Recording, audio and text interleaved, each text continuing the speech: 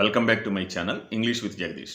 Dear students, 10th class results రావటం జరిగింది. మీరందరూ బాగా స్కోర్ చేశామని మెసేజెస్ పెడతా ఉన్నారు. Hearty congratulations to you all. భవిష్యత్తులో కూడా మీరు ఇదే విధంగా బాగా మార్క్స్ తెచ్చుకోవడం ద్వారా, జీపీఏ సాధించడం ద్వారా జీవితంలో ఉన్నతమైనటువంటి దశకు ఎదుగుతారని ఆశిస్తూ మీకు అందరికీ అభినందనలు తెలియజేస్తా ఉన్నా. అయితే ఈ వీడియోలో ఇప్పుడు జరిగినటువంటి రిజల్ట్స్ పైన గవర్నమెంట్ నుంచి మనకు రీవెరిఫికేషన్ పైన వచ్చినటువంటి ఒక అప్డేట్ని తెలియజేయబోతా ఉన్నా. దానికి సంబంధించే కాకుండా ఇంకా ఈ సప్లిమెంటరీ ఎగ్జామ్స్కి సంబంధించినటువంటి అప్డేట్ కూడా ఒకటి ఉంది. దానికి సంబంధించిన వివరాలు కూడా ఈ వీడియోలో మీరు చూడబోతా ఉన్నారు.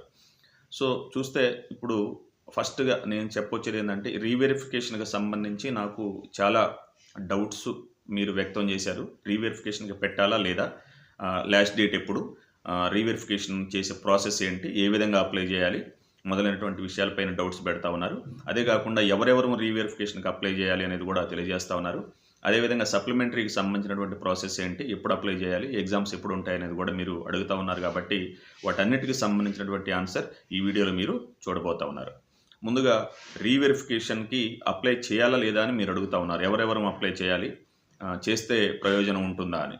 సో నేను మీకు ఈ సందర్భంగా చెప్పొచ్చేది ఒకే ఒక విషయం. రీవెరిఫికేషన్కి నేను అప్లై చేసినా లేదా అని మీరు నన్ను అడుగుతున్నారు.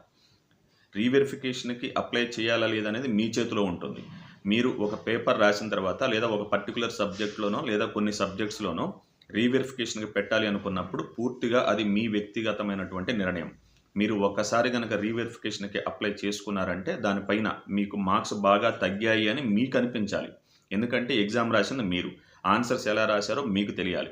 మీరు బాగా రాశాము, బాగా స్కోర్ వస్తుంది, తప్పనిసరిగా మేము రాసినటువంటి ఆన్సర్స్ కరెక్టే, కానీ వాల్యుయేషన్ జరిగినటువంటి పద్ధతే సరిగ్గా జరగలేదు అని మీరు భావించినప్పుడు రీవెరిఫికేషన్కి అప్లై చేసుకోండి కళ్ళు మూసుకొని.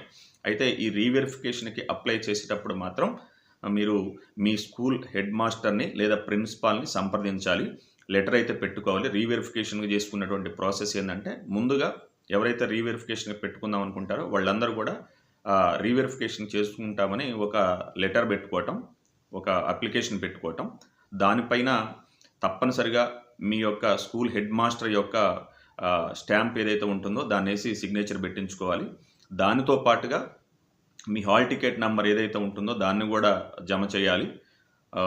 ఇవి తీసుకొని మీరు DEO office, district educational officer ఎవరైతే ఉంటారో మీ జిల్లాలోని డిఈఓ ఆఫీస్ని సంప్రదించవలసి ఉంటుంది. తీసుకెళ్ళి అక్కడిస్తే మీకు ఈ రీవెరిఫికేషన్కి సంబంధించినటువంటి ప్రాసెస్ని చేస్తారు. అయితే ఇది మీరే చేసుకోవచ్చు, లేదా మీ స్కూల్లోకి వెళ్ళి మీరు ఆ ప్రాసెస్ చేసుకున్నా కానీ ఆ స్కూల్కి సంబంధించినటువంటి మేనేజ్మెంట్ కూడా ఆ పని చేసే అవకాశం ఉంది. ఎందుకంటే ప్రతి వాళ్ళు డిఓ ఆఫీస్కి వెళ్ళలేరు, దానికి సంబంధించినటువంటి వివరాలు తెలియదు. కాబట్టి మీరు కానీ మీ పేరెంట్స్ కానీ వెళ్ళినట్లయితే ఈ ప్రాసెస్ అంతా అయితే చేసే అవకాశం ఉంది. అయితే దీనికి సంబంధించి రీవెరిఫికేషన్కి సంబంధించి 1000 రూపీస్ అనేది ఒక పేపర్కి వచ్చేసి 1000 రూపీస్, ఒక్కొక్క సబ్జెక్టుకి 1000 రూపీస్గా ఫీ అనేది నిర్ణయించడం జరిగింది. సో మీరు ఎన్ని సబ్జెక్ట్స్కి పెట్టుకుంటే అన్ని సబ్జెక్ట్స్కి రీవెరిఫికేషన్కి అన్ని సబ్జెక్ట్స్కి అన్ని 1000 రూపాయలు పే చేయవలసి ఉంటుంది. ఇదైతే ముఖ్యంగా గుర్తుపెట్టుకోండి. అయితే రీవెరిఫికేషన్ అప్లై చేసుకుంటే మళ్ళీ రీకౌంటింగ్ ఇవన్నీ కవర్ అయిపోతాయి. రీకౌంటింగ్కి అప్లై చేసిన వాళ్ళకి మాత్రం రీవెరిఫికేషన్ జరగదు, ఓన్లీ కౌంటింగ్ మాత్రమే జరుగుతుంది. సో రీకౌంటింగ్ కూడా మనకు రీకౌంటింగ్, రీవెరిఫికేషన్ రెండింటికి అప్లై చేయొచ్చు. మీకు కేవలం కౌంటింగ్ పైన అనుమానాలు ఉంటే మీరు పూర్తిగా కౌంటింగ్కి అప్లై చేయొచ్చు. అది కేవలం 500 రూపీస్ మాత్రమే ఫీ తీసుకోబడుతుంది. రీకౌంటింగ్కి అయితే 500 రూపీస్, రీవెరిఫికేషన్కి అయితే 1000 రూపీస్గా తెలంగాణలో నిర్ణయించడం జరిగింది. దీనికి సంబంధించి ఈరోజు మే 1 నుండి మే 15th వరకు కూడా మీరు అప్లై చేసుకోవడానికి అవకాశం అనేది ఉంది. మే 1 నుండి మే 15th వరకు కూడా ఈ రీవెరిఫికేషన్కి అయితే మీరు తప్పనిసరిగా అప్లై చేసే అవకాశం ఉంది. ఈ లోపులోనే మీరు ఫైనల్ డెసిషన్ అనేది తీసుకోండి. ఓకేనా? ఇది ముఖ్యమైనటువంటి విషయం. అయితే దీనికి సంబంధించినటువంటి రిజల్ట్స్ కూడా మీరు రీవెరిఫికేషన్కి అప్లై చేయడానికే 15వ తారీఖు వరకు ఉంది. కాబట్టి మీరు అప్లై చేసిన తర్వాత దానికి సంబంధించినటువంటి ప్రాసెస్ అంతా నడవటానికి మినిమం ఇంకో 15 రోజులు, 20 రోజులు పైగానే పడుతుంది. దీన్ని బట్టి మే 15 వరకు అప్లై చేశారంటే మీరు ఆల్మోస్ట్ దీని రిజల్ట్స్ రావటం అనేది జూన్లోనే జరుగుతుంది. మీకు రీవెరిఫికేషన్ రిజల్ట్స్ అనేవి జూన్లోనే రావటం జరుగుతుంది. మీకు రీవెరిఫికేషన్కి ఎవరైతే చేసుకుంటారో వాళ్ళకి స్కాన్డ్ కాపీ ఏదైతే పేపర్ను రీవెరిఫై చేశారో దాన్ని పోస్టల్ డిపార్ట్మెంట్ ద్వారా కానీ మీరు ఇచ్చినటువంటి మెయిల్ ఐడి ద్వారా కానీ మీకైతే ఆ ఆన్సర్ షీట్ను కూడా మళ్ళీ పంపించడం అనేది జరుగుతుంది. ఆ విషయం మీరు తెలుసుకోవాల్సిందిగా తెలియజేస్తాను. ఇంకా ఇంకొక ముఖ్యమైనటువంటి విషయం కూడా తెలియజేస్తాను. ఫర్ ఎగ్జాంపుల్ ఫెయిల్ అయ్యారు కొందరు స్టూడెంట్స్, ఫెయిల్ అయిన వాళ్ళు ఉంటారు. వాళ్ళు పాస్ అవుతాము రీవెరిఫికేషన్ చేయించుకుంటే అనే నమ్మకం వాళ్ళకు ఉండుండొచ్చు. వాళ్ళు రీవెరిఫికేషన్కి అప్లై చేసుకోండి తప్పనిసరిగా, నేను కాదంటలే. కానీ తప్పనిసరిగా అటువంటి స్టూడెంట్స్ ఎవరైతే ఫెయిల్ అయ్యారో వాళ్ళు సప్లిమెంటరీకి ఫీ పే చేయటం మాత్రం మర్చిపోవద్దు. ఎందుకంటే రీవెరిఫికేషన్లో అన్ఫార్చునేట్గా ఒకవేళ నీ అంచనాలు తప్పై మళ్ళీ సేమ్ రిజల్ట్ వచ్చిందనుకో, నువ్వు ఈ లోపల డేట్ అయిపోద్ది, సప్లిమెంటరీ కూడా రాయలేవు. అందుకే మనకు సప్లిమెంటరీ కూడా డేట్ అనేది ఇవ్వటం జరిగింది. జూన్ 16 లోపల మీరు సప్లిమెంటరీ ఫీ అయితే మీ స్కూల్కి వెళ్ళి మీ స్కూల్ ప్రిన్సిపల్ని లేదా హెడ్ మాస్టర్ని కలవటం ద్వారా సప్లిమెంటరీ ఫీ కూడా మీరు పే చేయవలసి ఉంటుంది. ఈ సప్లిమెంటరీ ఎగ్జామ్స్ వచ్చేసి మనకు జూన్ 3వ తారీఖు నుంచి స్టార్ట్ అవుతున్నాయి. మీరు ఎన్ని సబ్జెక్ట్స్ ఫెయిల్ అయితే అన్ని సబ్జెక్ట్స్కి సప్లిమెంటరీ ఫీ అయితే పే చేయండి. జూన్ 3 నుంచి మళ్ళీ ఎగ్జామ్స్ స్టార్ట్ అవుతాయి. జూన్ 3 నుంచి 10th లోపల ఈ ఎగ్జామ్స్ అనేవి మళ్ళీ అయిపోతాయి. వాటికి సంబంధించి రిజల్ట్స్ కూడా జూన్ ఎండింగ్ లోపల వచ్చే అవకాశం ఉంటుంది. దీన్ని బట్టి మీరు అర్థం చేసుకోవాల్సింది ఏంటంటే, రీవెరిఫికేషన్కి ఫెయిల్ అయిన వాళ్ళు మాత్రం తప్పనిసరిగా నమ్మకుంటే రీవెరిఫికేషన్ పెట్టించుకోండి, కాదంటే సప్లిమెంటరీ కూడా ట్రై చేయవలసిందే. ఎందుకంటే రీవెరిఫికేషన్లో మళ్ళీ సేమ్ రిజల్ట్ వస్తే ఈ లోపల మీరు సప్లిమెంటరీ డేట్ అయిపోతుంది కాబట్టి రెండింటికి మిస్ అయ్యే అవకాశం ఉంది. దీన్ని దృష్టిలో పెట్టుకోండి. ఇక రీవెరిఫికేషన్ మాత్రం పూర్తి స్థాయిలో మీ పైన మీకు నమ్మకం ఉండవలసిందే. ఆ విధంగా మాత్రమే ముందుకెళ్ళండి.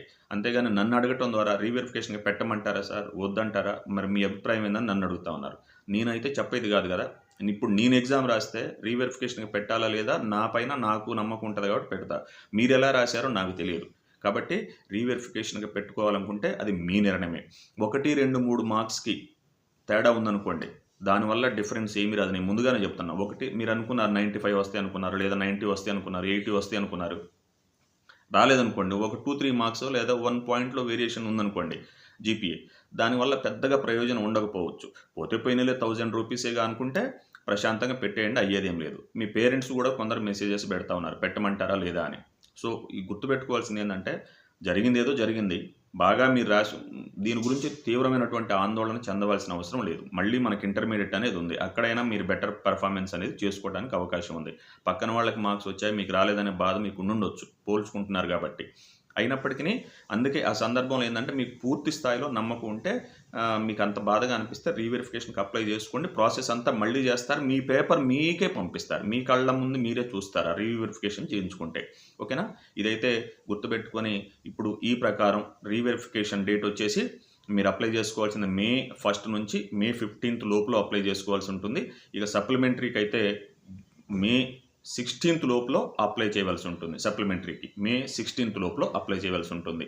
సప్లిమెంటరీ ఎగ్జామ్స్ వచ్చేసి జూన్ 3 నుంచి స్టార్ట్ కాబోతా ఉన్నాయి. నేను చెప్పినటువంటి ఈ విషయాలను జాగ్రత్తగా ఫాలో అయ్యి మీరు ఫర్దర్ డెసిషన్ తీసుకుంటారని ఆశిస్తూ I wish you all the best. Will meet in the next video.